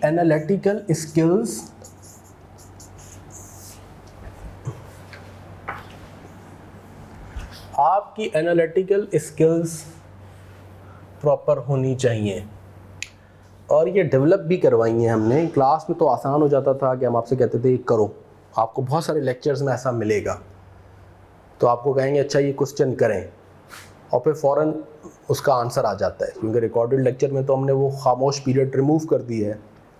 तो अब आपको चाहिए कि हमने कहा ना सॉल्व करो, तो वहीं आप वीडियो को करें पॉज और ख़ुद से सॉल्व करें, assuming you are in the class, you do it and then you come back. तो उससे क्या होता है, उससे आपकी basic question comprehension analytical skill develop होती है, जो वीक भी हो अगर। तो अब एनालिटिकल स्किल्स या एप्लीकेशन ऑफ नॉलेज, मैं इसको थोड़ा एक्सप्लेन करता हूँ, और मैं बड़ी बेसिक एग्जाम्पल से एक्सप्लेन करता हूँ। When are stocks written down to NRV, IS2 है ना हमारा मशहूर, NRV पे हम स्टॉक्स को कब राइट डाउन करते हैं, जब NRV कम हो जाए, cost is less than cost, ऐसे ही, ठीक है। Stocks are written down to NRV when NRV is less than cost. NRV क्या होती है, estimated selling price minus estimated cost to sell. Selling cost कह लो, कॉस्ट टू सेल कह लो, और कॉस्ट क्या कहते हैं? सेलिंग प्राइस माइनस जीपी, तो कॉस्ट बन गई ना, ग्रॉस प्रॉफिट माइनस कर दो सेलिंग प्राइस में से, ठीक है। Stocks are written down to NRV, NRV is less than cost. ये है हमारी नॉलेज, ये हमारी अकाउंटिंग की नॉलेज है। अब मैं अकाउंटिंग की, ये भी अकाउंटिंग की नॉलेज है, ठीक है। अब मैं इसमें मैथमेटिक्स की नॉलेज ऐड कर रहा हूँ। Everything is estimated until it happens, ठीक है ना। अभी ये कॉस्ट है, अभी आइटम सेल नहीं हुआ तो मैं एस्टिमेटेड ही सेलिंग प्राइस है, एस्टिमेटेड ही जीपी है, तो एस्टिमेटेड कट गया, ये बच गया माइनस सेलिंग कॉस्ट और लेस देन माइनस जीपी। अब ये मैथ्स की नॉलेज है, जब आप ये साइंस चेंज करते हैं तो ये इनइक्वालिटीज़ अपनी शक्ल बदल देती हैं। तो effectively stocks would be written down for finish goods, stock would be written down to NRV when your selling costs are greater than your GP. If you have a minus GP और if you have a GP which is low and your estimated cost to sell or selling costs are greater. अब अगर आपको exam में financial management में आपको ये दिया जाएगा और कहा जाएगा बताइए should the stock be written down to NRV. अब एक नॉर्मल स्टूडेंट जो कि नॉलेज बेस्ड स्टडी कर रहा है, इसको मैं कह देता हूँ यहाँ लेट से यहाँ तक या यहाँ तक आप कह लें दिस इज़ नॉलेज बैरियर, ये नॉलेज है ना यहाँ तक, इस नॉलेज का ये बैरियर आ गया, यहाँ से एप्लीकेशन शुरू हो गई और एप्लीकेशन करते करते मैं यहाँ पहुँच गया। अब एग्जाम में आपको सेलिंग कॉस्ट और जीपी दे दी जाए फाइनेंशियल मैनेजमेंट में, कहा जाए कि बताइए कि which stocks to be written down to NRV, ठीक है, तो आधे से ज़्यादा लोग क्या करेंगे, तो तबसरा करके बाहर आ जाएंगे, यार क्वेश्चन में इन्फॉर्मेशन मिसिंग थी, सेलिंग प्राइस तो गिवन ही नहीं थी, पता नहीं क्वेश्चन पूरा था नहीं था, यू नो पता नहीं क्या क्वेश्चन था, समझ ही नहीं आया, हमें पढ़ ही नहीं सके हम। तो अब ये फाइनेंशियल मैनेजमेंट होती है, जब हम बात करते हैं ना डिसीजन मेकिंग, तो ये सारी अर्थमेटिक फार्मूलाज, स्टैट्स के फार्मूलाज हैं, बेसिक स्टैट्स के फार्मूलाज आ गए आपके, standard deviation is equals to sigma P, you know ये बेसिक फार्मूलाज हैं, आप पढ़ के आए। इन फार्मूलाज को यूज़ पढ़ के हम रिस्क रिटर्न के फैसले करेंगे, डिसीशंस कर रहे होंगे हम, स्टैट्स अप्लाई हो रही होगी, ये annuity, perpetuity, discounting, present value, future value, ये फार्मूला यूज़ करके अल्टीमेटली क्या करेंगे, हम फैसला करेंगे एटलीस्ट, ठीक है ना। सो ये है जो इम्पोर्टेंट एलिमेंट है वंस अगेन नो, कि ये अप्लाई। अब इस एप्लीकेशन के लिए अगर आप समझते हैं आपका एरिया वीक है तो आपको ज़्यादा प्रैक्टिस करनी है, तो दैट यू अंडरस्टैंड। आपने देखा है कि क्यों आईबीए और इनके लम्स के टेस्ट के में, जो ये टेस्ट प्रिपरेशन में आपकी अर्थमेटिक और एनालिटिकल स्किल्स टेस्ट कर रहे होते हैं, वो मैथमेटिक्स में वर्ड प्रॉब्लम्स होते हैं। वर्ड प्रॉब्लम क्या होता है, 2 लाइन का वर्ड प्रॉब्लम है। अब स्पीड के, टाइम के क्वेश्चन से वो क्या चेक कर रहे हैं आपका, वो यही चेक कर रहे हैं यार आपकी कितनी अप्लाई करके आप डिसीजन तक कैसे पहुंचते हैं, आप एप्लीकेशन, एनालिटिकल स्किल्स आपकी कितनी स्ट्रॉन्ग है, would you be able to synthesise, analyse information. Now this financial management actually इसकी अपनी नॉलेज बेस तो कोई है ही नहीं, ठीक है ना, नॉलेज बेस तो थोड़ी सी है। फिर ये क्या कर रहा है, अब इक्विटी क्या है, डेट क्या है, तो अकाउंटिंग में पढ़ के आ गए ना आप, ठीक है। अब ये स्टैट्स में ये फार्मूलाज पढ़ के आ गए आप, ये हम वहाँ क्या करेंगे, हम वहाँ बैठ के इसी को अप्लाई कर रहे हैं और अप्लाई करके लीज और बोरो। अब लीज क्या होती है ये आपको पढ़ा है, अकाउंटिंग में आप पढ़ के आए हैं। यहाँ हम ये फैसला करेंगे कि मैं एसेट्स को परचेज़ करूँ या मैं लीज बोरो करके परचेज़ करूँ, इज़ बोरोइंग बेटर और लीजिंग बेटर। अब मैं ये फैसला करूँगा, फाइनेंसिंग डिसीजन करूँगा। कैश फ्लोज कैसे बनते हैं, कैश फ्लोज और अक्रूवल में क्या फ़र्क है, ये सब आप पढ़ के आए अकाउंटिंग में। आप देखेंगे इन्वेस्टमेंट अप्रेजल में वो सारी बात, टैक्सेशन की फंडामेंटल्स आप पढ़ के आए हैं। उस टैक्स की, अकाउंटिंग की, मैथमेटिक्स की, स्टैट्स की, इन सब की नॉलेज को यूज़ करके हम यहाँ फैसला करेंगे। ये जो कंपाउंड इंटरेस्ट का फॉर्मूला है उसी को यूज़ करके डिस्काउंटिंग होती है ना भाई, डिस्काउंटिंग क्या है? कंपाउंड इंटरेस्ट का फॉर्मूला है, उसको हम यूज़ करते हैं, टाइम वैल्यू ऑफ मनी का कॉन्सेप्ट है, ये पी लग जाता है और ये एस फ्यूचर वैल्यू को हम डिस्काउंट करते हैं और टाइम वैल्यू पे लाते हैं। मैथमेटिक्स है ना जिसे अप्लाई कर रहे हैं आप, अर्थमेटिक। तो application of knowledge oriented subject है ये, यहाँ हम एप्लीकेशन करेंगे, ये सारी एप्लीकेशन है। मैं यहाँ से यहाँ तक आपको जो पहुँचाया ये बेसिक IAS2 की नॉलेज है। मैं कोई और एग्जांपल लेता शायद अभी आपको समझ में ना आती। IAS2 के फंडामेंटल्स को अगर मैं यहाँ फाइनेंशियल मैनेजमेंट में अप्लाई करूँगा तो मैं आपको ये इन्फॉर्मेशन दूंगा और मैं पूछूंगा आपसे कि बताइए कि स्टॉक्स राइट डाउन होने चाहिए या नहीं, ठीक है। So this is what financial management is. It's a very interesting subject. This is actually the future of finance और the core of finance that you are going to study. और अगर CFO बनना है तो आप फाइनेंशियल मैनेजमेंट के बगैर कहीं CFO बन ही नहीं सकते। So welcome again to class of December 2024। अब आपका कोई भी सवाल है, हमने आज ओरिएंटेशन का ऑब्जेक्टिव ये था कि सब्जेक्ट की ओरिएंटेशन दी जाए आपको, आपने पढ़ना कैसे है, इसके डूज एंड डोंट्स क्या हैं, उसकी ओरिएंटेशन दे दी जाए। We will stay in touch throughout. अब आपके पास डिजिटल रिसोर्सेज भी अवेलेबल हैं, आप ये बुकलेट्स भी ले लें, पढ़ना शुरू करें। आज का काम कल पे नहीं छोड़ते और आज ही से जाके लेक्चर देखना शुरू करें, बिस्मिल्लाह करें। इन्वेस्टमेंट अप्रेजल जो बेसिक आप NPV IRR पढ़ के आए, वहीं के कॉन्सेप्ट्स को आपके ब्रशअप किया गया है, वहीं से आप लेक्चर देखना शुरू करें और अपनी तैयारी शुरू करें। और हम व्हाट्सएप पे भी इन टच हैं, ठीक है, हर वक्त। और हम वंस इन अ वीक आपके साथ वेबिनार भी करेंगे। अब आपका कोई भी सवाल है, I am open, chat box में आप सवाल यहाँ लिख सकते हैं। आपका कोई सवाल है, इन पर्सन आप आएँ, आप भी पूछ सकते हैं। सर बस एक ही सवाल था सर, जो मेरी अटेम्प्ट अगर बनेगी तो सर जून 25 की बनेगी, ठीक है, तो सर अभी इन्वॉल्व कर दूँ? बिल्कुल कर लें, अभी से आप पढ़ना शुरू करें ताकि आपकी ज़िंदगी और आसान हो जाएगी। सर जो एक्सेस होगा वो टिल अटेम्प्ट होगा? हाँ, कर देंगे एक्सेस आपको, जून 25 आप ले लें आप एक्सेस, कोई इशू नहीं।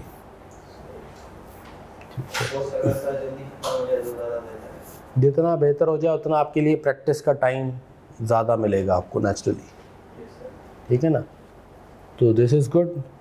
एक्चुअली एक थ्योरी के सब्जेक्ट के साथ एक नंबर्स का सब्जेक्ट वैसे ही आपकी वो खुश सब्जेक्ट को और स्टडी को थोड़ा सा बेहतर करता है। यस, और देखें ना, SPM के साथ आप ये ले लें, ठीक है, SPM BFD और उसके साथ एक सब्जेक्ट और रख लें आप। SPM और BFD होगा तो MSc2 अनलॉक हो जाएगा आपका।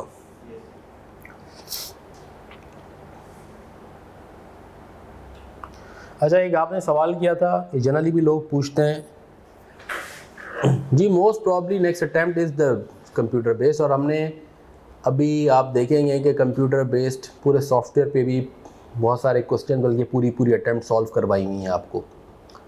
और मुझसे अगर आप पूछें ना, कंप्यूटर बेस्ड इज़ बहुत आसान है, सो आसान, इसलिए कि आपके पास रिच एक्सटेडेटर के बाद आपके पास वो पूरा एक्सेल शीट है, स्प्रेडशीट। अब बहुत सारी कैलकुलेशन, अब 5 साल है ना, आपने सम का फॉर्मूला लगाया, पट हो गया, कोई चीज़ गलत हो गई, दोबारा ठीक कर ली, है ना। ये जो अच्छा, योर एग्जामिनेशन में कैलकुलेशंस की अच्छी खासी होती हैं इसमें, तो it's actually good if you ask me. IRR की कैलकुलेशन, NPV की कैलकुलेशन बहुत आसान है। आपने फार्मूला लगाया, पावर लगाया, टक टक टक, 5 साल की PV खुद आ गई, सम किया, NPV बन गई। वरना कैलकुलेटर पे करते जाएं आप, लिखना। तो आपकी वैसे भी आप ऑफिस में आजकल सारा दिन क्या करते हैं, एक्सेल शीट और वर्ड ही यूज़ कर रहे होते हैं ना, टाइप ही कर रहे होते हैं। हाँ, एक क्वेश्चन और अक्सर पूछते हैं लोग, सर थ्योरी का कंपोनेंट कितना होता है, वो कितना होता है। जनरली आप देखेंगे 15 से 20 मार्क्स की थ्योरी होती है, बहुत 25, लेकिन वो थ्योरी भी ऐसी होती है, जो मैं कह रहा हूँ, जो सिनेरियो बेस्ड एम्बेडेड थ्योरी होती है, प्रैक्टिकल ओरिएंटेड। थ्योरी के लिए कोई अलग से आपने रट्टे या यादगिरी नहीं करनी। हाँ, कुछ बुलेट्स ध्यान में रखेंगे आप, लेकिन वो थ्योरी भी ओवर अ पीरियड जो प्रैक्टिस क्वेश्चंस हैं उसमें खुद ही कवर्ड है, उसकी डिस्कशन की गई है। और बहुत आपके पास अपनी स्टडी टेक्स्ट होनी चाहिए, उस स्टडी टेक्स्ट को ज़रूर पढ़ें आप, दैट्स गुड इनफ। और अब तो 3 बुक्स ख़त्म हो गई BFD से, आपको पता होना चाहिए। अब आपको एग्ज़ाम में फार्मूला शीट मिलेगी, ठीक है। और वैसे भी न्यूमेरिकल सब्जेक्ट में बुक्स, ओपन बुक की सेंस ही नहीं बनती। ओपन बुक की दुनिया में लॉ के एग्ज़ाम से ही शुरू हुआ था। तो जो आपके लॉ के पेपर हैं या आपके कोड्स या स्टैंडर्ड्स के पेपर हैं, जैसे अकाउंटिंग हो गई, ऑडिटिंग हो गई, उसमें तो ओपन बुक मेक सेंस करता है, या इवन सिनेरियो बेस्ड एमएसए में। लेकिन न्यूमेरिकल सब्जेक्ट्स में जनरली इट डजंट सेंस, तो इसीलिए बीएफडी में उन्होंने ख़त्म कर दिया। वो ज़्यादा डिस्ट्रैक्शन थी। ठीक है, आप मैक्सिमम क्या यूज़ करते थे, उसको यूज़ करते थे फॉर द पर्पज़, यार मैं कोई फार्मूला गलत तो नहीं लगा रहा, फार्मूला देखते थे। तो अब तो पूरी फार्मूला शीट वो आपको दे देते हैं, which is extensive formula sheet reviewed by all the teachers including अस।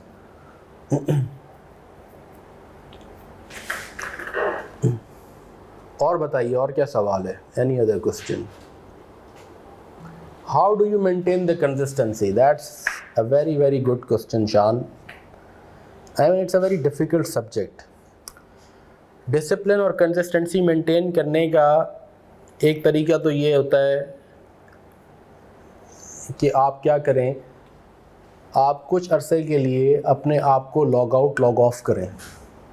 ठीक है, जब भी आप लेक्चर देखने बैठें, मोबाइल घर में किसी के हवाले कर दें कि भाई आपने मुझे 3 घंटे या 2 घंटे के बाद देनी है। ये कोई हमारी फैक्ट्रियाँ नहीं चल रही, कोई हमारे जो है ना वो मल्टीनेशनल बिजनेसेस नहीं चल रहे 24 घंटे के, कोई इंपॉर्टेंट अर्जेंट जिस पर मैसेजेस आएंगे और 2-3 घंटों में कोई दिल भी नहीं टूटते।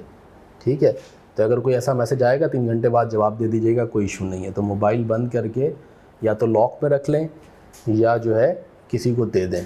आपके पास पड़ा होगा तो भी आपके हमारे अंदर एक वो हो गई, अच्छा कोई नोटिफिकेशन बजेगी, हम देखेंगे क्या हुआ। दूसरा, कोशिश करें, जैसे मैं ही करता हूँ अक्सर, I mean this is called a zero option, कि कुछ दिनों के लिए फेसबुक की ऐप डिलीट कर दी, इंस्टा की ऐप डिलीट कर दी अपनी, 10 दिन 15 दिन। ठीक है, कोई फ़र्क नहीं पड़ता। या उस पर वॉल पे अपनी लगा दें, बहुत पढ़ना है मुझे, बड़ा आदमी बनना है मुझे, तो 15 दिन 20 दिन लॉग आउट कर लें आप। नाउ दीज आर ज़ीरो वो ऑप्शंस। तो एक तो आप ये फोकस तो उससे आएगा, the one thing is about focus. Discipline के लिए बहुत इंपॉर्टेंट ये है कि आप दिन में अपने लिए तहैया कर लें कि मुझे 2 से 3 घंटे ज़रूर पढ़ना है, और घर में भी लोगों को कह दें कि आपको रिमाइंड करें। अब हर एक का बायोलॉजिकल क्लॉक है।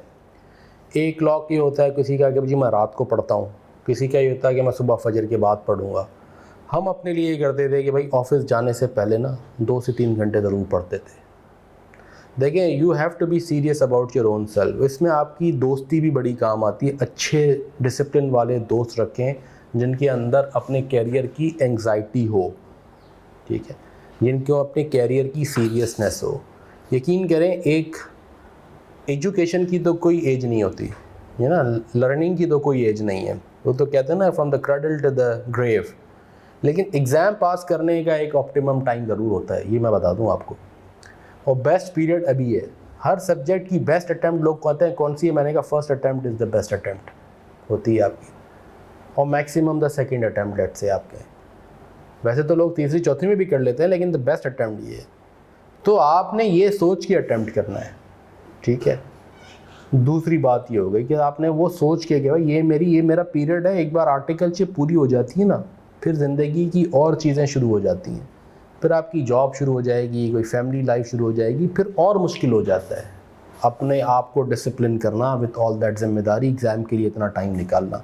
ये बेस्ट पीरियड है जिसमें एग्ज़ाम लीव्स भी मिलती हैं, जिसमें माहौल भी है, दोस्त यार इर्द गिर्द सब वो भी एग्ज़ाम दे रहे हैं। बेस्ट इन्वायरमेंट होता है, environment is conducive, you get the leaves and everything. तो ये बात अपने आप को बार बार रिमाइंड कराएं, this is the best period, this is the best time, I don't need to waste it, first attempt is the best attempt. तीसरी बात जो इसमें इम्पॉर्टेंट है वो ये है इस सारे उसके अंदर कि जी आप अपने लिए ये तैयारी जहन बना लें कि मैंने हर वेबिनार अटेम्प्ट करना है, और हर वेबिनार अटेम्प्ट करने के लिए मुझे पढ़ के जाना है ताकि मैं एक्टिवली पार्टिसिपेट करूं। ये अपने डिसिप्लिन का ये भी पार्ट बना दें। तो जब आप ये करेंगे ऑटोमेटिकली, एक जैसे मैंने आपसे कहा कि जी जब आप लेक्चर देख रहे हो, फोकस के लिए ज़रूरी है कि आप अपने मोबाइल फ़ोन्स अपने पास ना रखें, किसी को दे दें, एयरपोर्ट अपना एयरप्लेन मोड पे या बंद करके, और 2-3 घंटे बाद रखें। ये बेस्ट इस फोकस ऐसे ही आएगा। और घर पे किसी को कह दें कि भाई ये रख लें आप। फिर तीसरा, अच्छी दोस्ती का ये फ़ायदा होता था, मैं जनरली ग्रुप स्टडी का कायल नहीं था और ना हूँ आज भी। ग्रुप स्टडी में हम टाइम ज़्यादा ज़ाया करते हैं, हम पढ़ते कम हैं। वो ग्रुप गपशप ज़्यादा होती है, ग्रुप स्टडी कम होती है। लेकिन ग्रुप का एक ज़रूर फ़ायदा है, और ग्रुप का फ़ायदा हम यूँ आप उठाएं कि आपके पास सीरियस 3-4 ऐसे दोस्त हों, every 10-15 days you ask each other, भाई तुमने क्या किया, तुमने क्या किया। वो एक हेल्दी कंपटीशन होता है कि अच्छा भाई तुमने ज़्यादा कर लिया, मैंने कम किया, अच्छा मैं करता हूँ। या वो ग्रुप इसलिए काम आता था कि एक दूसरे के साथ डिस्कस कर लें कि भाई कोई चीज़ नहीं समझ में आई, तुमने ये देखा, तुमने ये देखा। To that extent that group environment is good. ठीक है, अगर आपसे घर पे पढ़ाई नहीं होती, आप लाइब्रेरी चले जाएं। बाज़ लोग घर पे अच्छा पढ़ते हैं, लाइब्रेरी में कहते हैं जी हमारा फोकस नहीं होता। ICAP की लाइब्रेरी मौजूद है, इंस्टीट्यूट्स की लाइब्रेरी मौजूद है।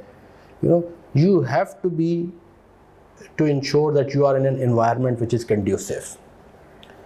So ये 2-4-5 बातें हैं जो मुझे समझ में आती हैं, जो आप बेसिक कर सकते हैं to maintain। आप एक शेड्यूल बना लें कि मैं रात को भले लेट आऊँगा, मैं 2 घंटे पढ़ूँगा, या मैं लेट आया तो मैं सुबह उठ के ज़रूर पढ़ूँगा। अपने लिए डेली स्टडी का शेड्यूल बनाएं, अपने आप को उसका पाबंद करें। Any other question? I hope I have answered your question, Shan. And it's a process.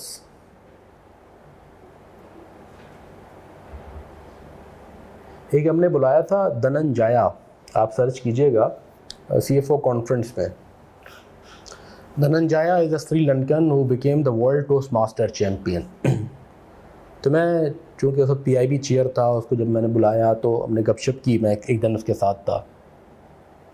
तो उसने एक बड़ी अच्छी बात की जो कि मैंने अभी आपसे की, ही आर्टिकुलेटेड वेल। उसने कहा मैंने ज़िंदगी में फ़ोकस के लिए, क्योंकि अब आप ग्लोबल लेवल पे जाके पूरी दुनिया से compete करके जब आप पोजीशन लेते हैं ना, तो चाहे वो स्पोर्ट्स हो या कोई भी कंपटीशन हो, it requires a lot of focus and effort of course, because you competing with the best of the world. तो उसने कहा मैं अपने लिए करता था, मैंने ज़िंदगी में फ़िलासफ़ी की ज़ीरो ऑप्शन स्ट्रेटजी। दुनिया में फिजिकल हेल्थ भी इंपॉर्टेंट होती है, तो मैंने क्या किया, ज़ीरो ऑप्शन स्ट्रेटजी। जनरली हम क्या करते हैं, ट्रेडमिल घर पे ले आए, 2-3 दिन तो बड़ा शौक हुआ, फिर उस पर तौलिया लटका हुआ है और बेचारी जो है ना वो कपड़ा स्टैंड के तौर पे काम आती है। तो उसने कहा मैंने ये इंश्योर किया जैसे हेल्थ के लिए कि यार मैंने एक थोड़ी कॉस्ट ज़्यादा ही, लेकिन मैंने कोच हायर कर लिया और उसको कहा 1 घंटा तुम डेली मेरे पास आओगे या मैं कहता अब कोच आ गया, पैसे भर लिए, तो वो 1 घंटा करना है ना। अब क्या हो गया, मैं ज़ीरो ऑप्शन स्टडी, अब मेरे पास ऑप्शन ही नहीं है अदर टू डू इट। तो कहता है इसलिए ऐसे ही मैंने जब टोस्ट मास्टर्स की प्रैक्टिस कर रहा था अपनी, तो मैंने कोच हायर कर लिया। ठीक है, और मैंने मतलब मुख्तलिफ उसने एग्जाम्पल दी, तो बिल्कुल ऐसे ही जैसे मैं आपसे कह रहा हूँ ना, अब आपने घर पे किसी को कह दिया मैं पढ़ रहा हूँ, मैं फ़ोन आप मेरा ले जाएं, आपने देना ही मुझे 3 घंटे के बाद है, चाहे मैं कुछ भी कहूँ। अब ये ज़ीरो ऑप्शन स्ट्रेटजी हो गया, ऑप्शन ही नहीं है ना, फ़ोन अवेलेबल ही नहीं है आपके पास। बिल्कुल ऐसे ही आपने एक शेड्यूल बना लिया अपना कि जी मुझे डेली पढ़ना है 3 घंटे, और घर पे भी कह दिया। अच्छा, बाद औक़ात आप कहीं क्लाइंट पे हैं, वहाँ आपके पास काम कम है, आप उस काम टाइम को भी देखें। You have to be accountable for your time. The best thing is अपनी ज़िंदगी की हैबिट बनाएं इस स्टेज पे कि आप एवरी डे और एवरी 2 डेज़ आप रात को जब सोएं ना, तो 5 मिनट सोचें, रिफ्लेक्ट करें कि आज मैंने टाइम कितना प्रोडक्टिव यूज़ किया, कितना टाइम मेरा ज़ाया हुआ। तो वो जो रिफ्लेक्शन है ना, वो ख़ुद आपको बताएगी और वो आपके अंदर ख़ुद प्रोडक्टिविटी लाएगी इंशाल्लाह। Any other question? So if there are no further questions, we conclude today's webinar. We'll meet inshallah next week, and best wishes, best of luck, and we stay connected. Thank you so much.